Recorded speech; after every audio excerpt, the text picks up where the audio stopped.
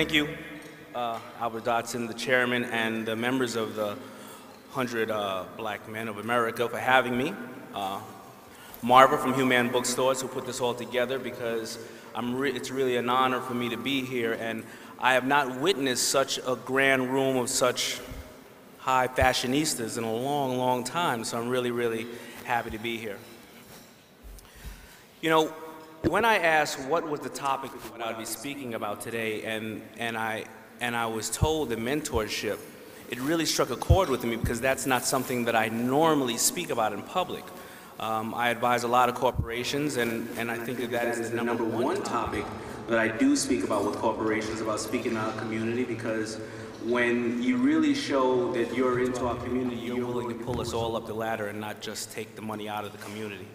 So this really struck a chord with me because I'm a student of life, and I'm a firm believer that, you know, you must learn something every single day of your life. That's why it's best try not to die in the daytime, die at night. You may learn something that'll save your life. I'm here because I'm a student of life, and I'm truly somebody who stands on the shoulders of giants. I would be nowhere near this level of my life if I didn't stand on the people and the predecessors way before me, people that were before me before I was even born, and people that influenced my parents and all the mentors as well in my life. And I am still a mentor, and I'm still a mentee at the same token. I figured the best way to speak to you and engage you was to tell you a little bit about where I come from, how did I come up with the concept of FUBU, and where I'm at now. And in that, you'll learn the lessons. Hopefully the youth will learn the lessons of why it took really a village to raise a man. And I am solely here because of all the other aspects. And why I thought of that approach is because after being on Shark Tank, and Shark Tank, if you're not aware of it, is a show where budding entrepreneurs and people with ideas come to us and they want to pitch myself and 4 other individuals on backing them and helping their dream come true. And what I realized after dealing with hundreds of those entrepreneurs and now being pitched on the street and on the phone, and every time I turn around somebody's pitching me with a rubber ducky idea or something else, I realized that it's not only just the entrepreneur, but there's so many countless people behind them that they say, listen, you know what, my aunt took out her 401k who's financing this. My mother mortgaged her home. My brother's working a second job. And there's so many other people that are intricate in the life of an entrepreneur and everybody who's successful. And even the people who are not successful, when they fail, a lot of other people happen to fail with them because there's a lot of people who are invested in the process of being an entrepreneur and somebody successful. And this is something that I learned from day one. I was raised in Hollis, Queens, and that is a suburb of New York, and I was born there. And I was born to a father who is a Trinidadian, and my mother is an African American. And they both had some really, really strong work ethics. My father came over to the country at about 12 years old by himself on a boat and decided to build a better life for himself and bring the rest of his family over here. So my father was a very smart individual. He got skipped, I think, twice in school. My mother got skipped, I think, once in school, and I got left back once, so I kind of tried to equal everything on the playing field at that point. But, you know, growing up, they always worked a day job, and they always did something personal for themselves to bring wealth into the family at night, whether it was being a carpenter, working a second or third job, or being a seamstress. And my mother and father would always instill in me that it is not your day job that will ever bring you wealth. It will be your homework, and it will be the people you know that you contact with that will bring you wealth. It will be those mentors in your life, and it will be those people who will partner up and believe in you in times and in things where nobody gets paid unless they get paid off the sweat and the equity they put into the business. And I started to learn this growing through life. My mother always had a can opener in my kitchen that was about 4 feet long, and it said, "Think big." And I really didn't comprehend that until she told me one day, "Son, I put that in there for the last 10 years so you can realize that it takes the same exact energy to think small as it does to think big, and that you will think big for the rest of your life. And you will never figure out why something can't be done. You will figure out how it can be done." So this was the first part of my mentorship, and my mother was a very integral part.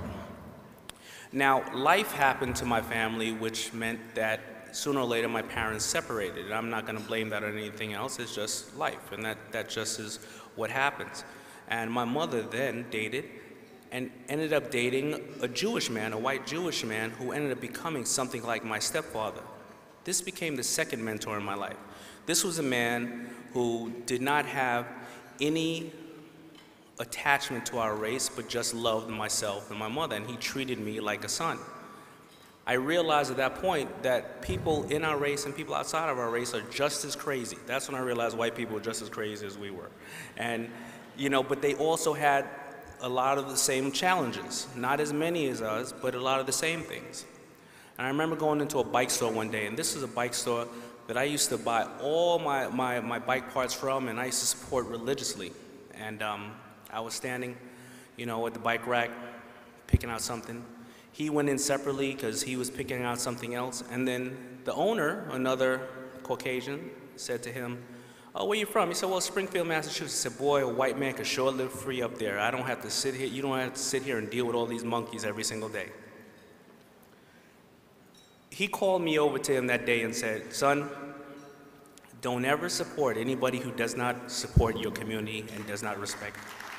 And that was a really, really turning point in my life to hear him say that, to say that there are not all people who have the same agenda in life. And that was embedding in me the idea of FUBU, even at that time, and I was about 12 years old. So now this new music started to come. I was 12 years old. This new music started to come out of the Bronx. It was called hip-hop. It was weird. I was used to listening to Hall & Oates, OJ's, Dinah Ross, Donna Summers, but this music, they didn't really have these big afros. They didn't have these glitter suits.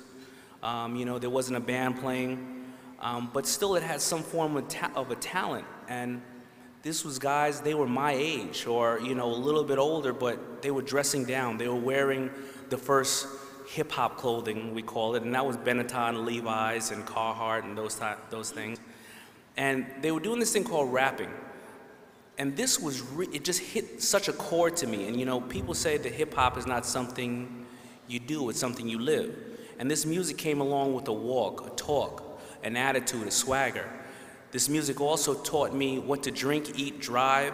It was my version of CNN at that point.